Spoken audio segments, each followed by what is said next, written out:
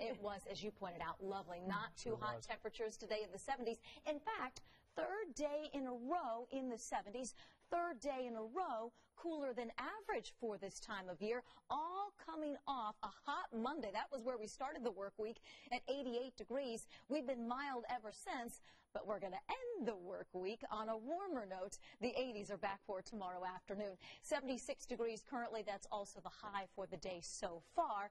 The winds are light. Dew point temperatures still in that comfortable range in the upper 40s and low 50s, so humidity levels low, 37%.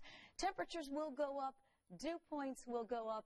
In turn, humidity will go up in the coming days. We're tracking higher heat, higher humidity, especially come the end of the weekend. Right now, we're in the 70s to around 80, reporting 80 in Cloverdale and Fowler, 77 in Logansport, 73 in Greensburg and Columbus, and 74 right now in Seymour.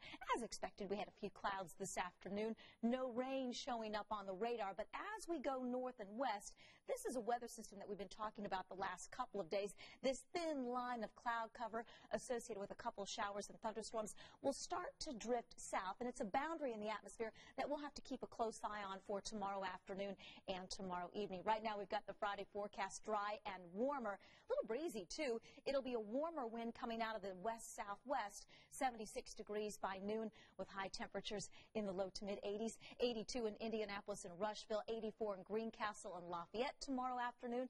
Tomorrow evening is Jubilation at the zoo. We've got the forecast dry, warm to start, but mild to finish. Once the sun goes down, those temperatures will fall into the low 70s.